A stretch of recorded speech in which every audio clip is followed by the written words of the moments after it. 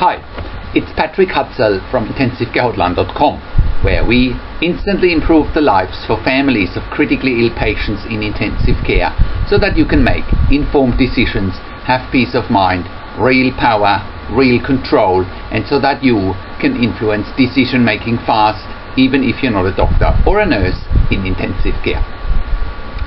In the last blog I talked about when an intensive care unit is failing one of their families, a real live case study.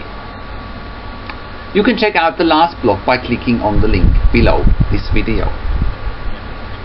In this week's blog I want to talk about what is a good death in intensive care. Before I get into today's topic, I want to share a quote with you that I wrote on today's topic, and the quote says, "Death and dying in intensive care are a reality for some patients and their families.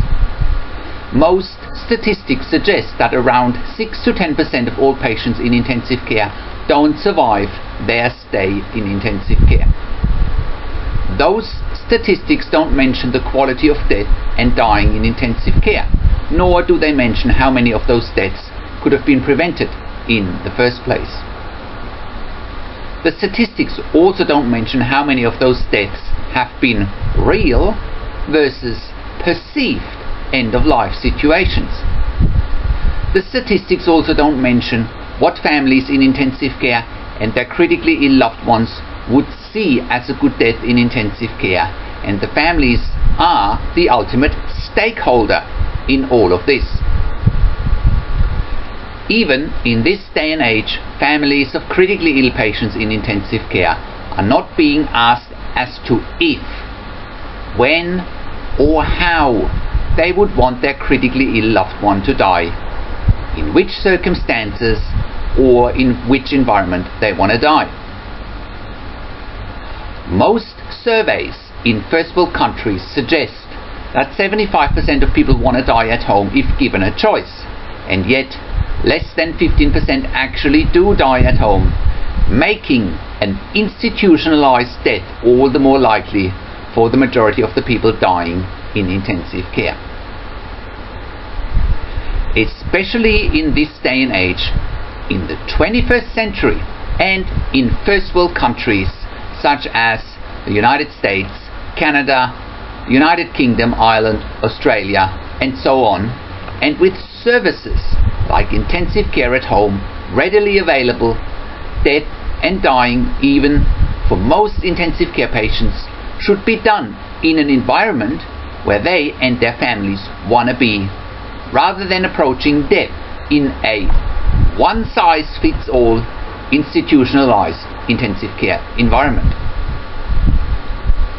So, let's get into today's topic.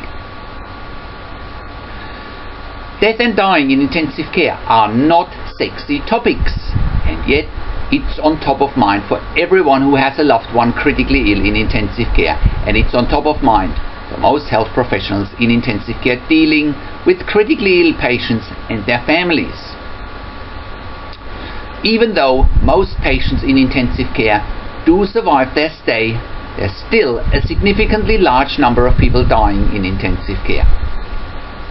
And if you have followed me on my intensivcarehotline.com blog for any length of time, you would have heard me talking about how to prevent death in intensive care in the first place, or at the very least, you would have heard me sharing strategies, real-world case studies, tips and tools in how to maximize survival in the first place, especially when your critically ill loved one is in one of the following situations.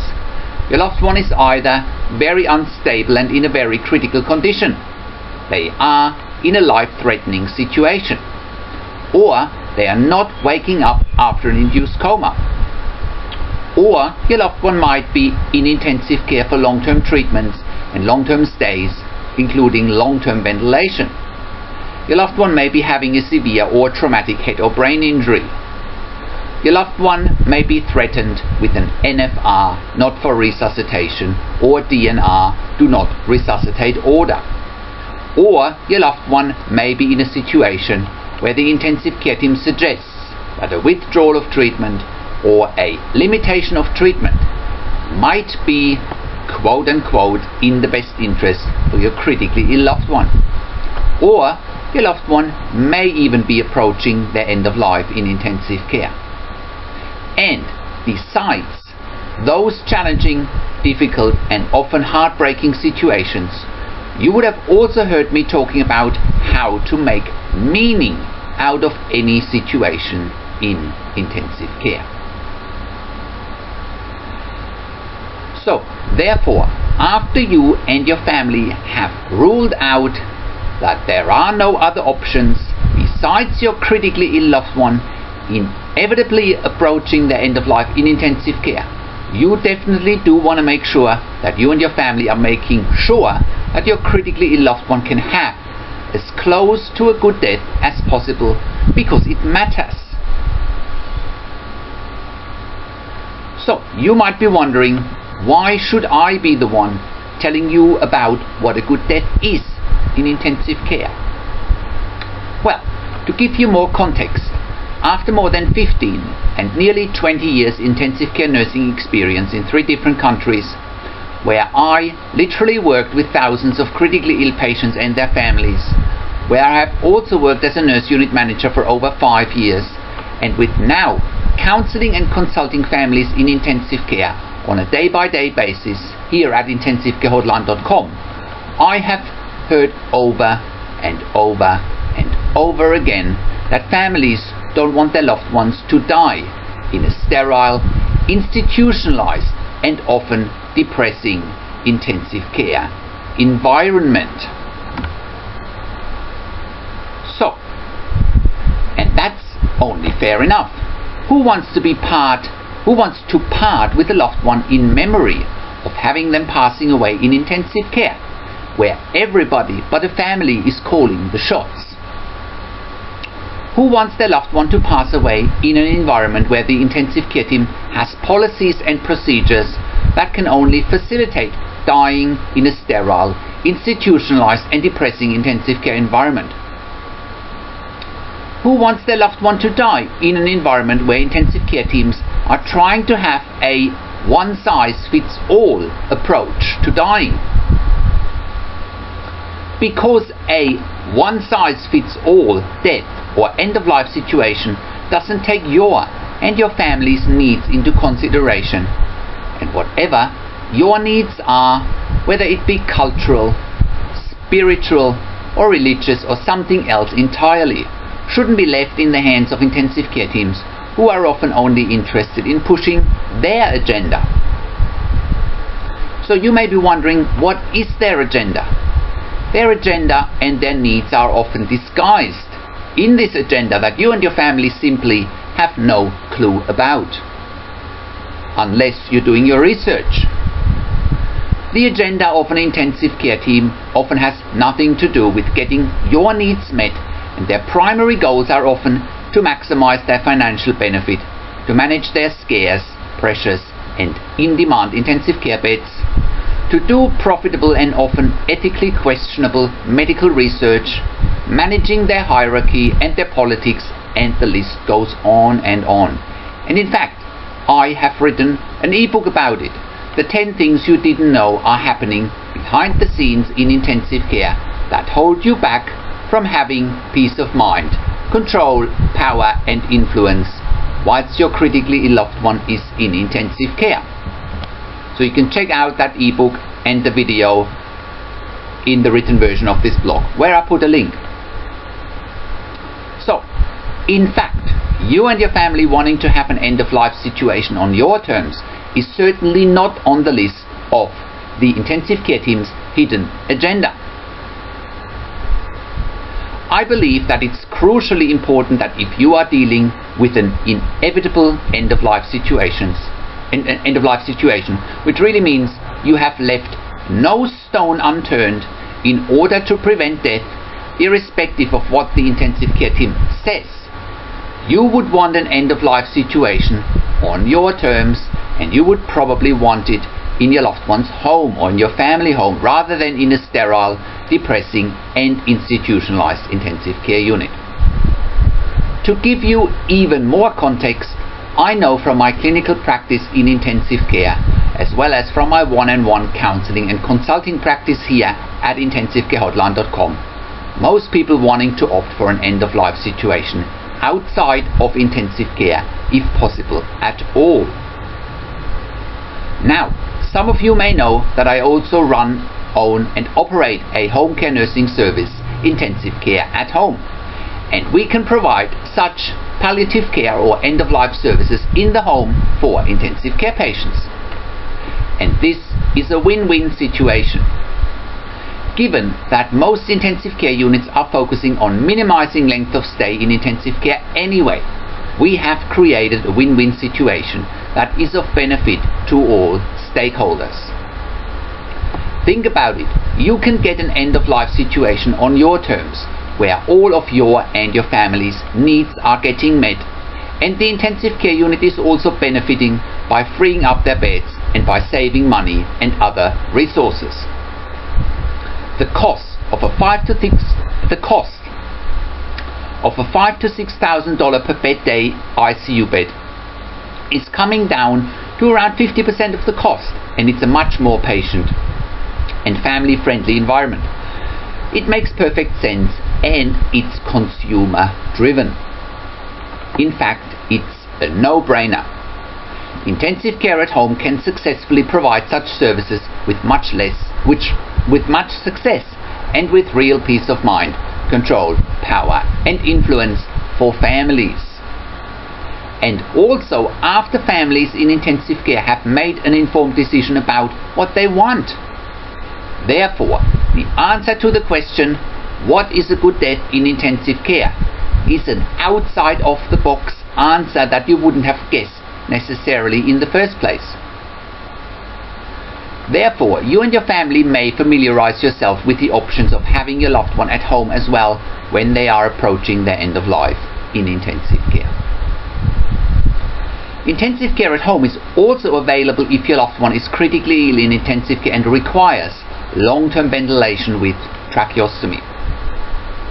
Intensive care at home is currently operating on the east coast of Australia in Melbourne, Sydney and Brisbane, and we are planning to expand to the United States and Canada later in the year, so keep watching the space. Intensive care at home is a fully third-party accredited service provider and therefore can provide intensive care services at home. So I hope that this gives you more perspective on what a good death can look like outside of intensive care. If you have any questions in relation to intensive care at home and we are going to come to your area, please send me an email to support@intensivecarehotline.com or call any of the numbers in our contact section.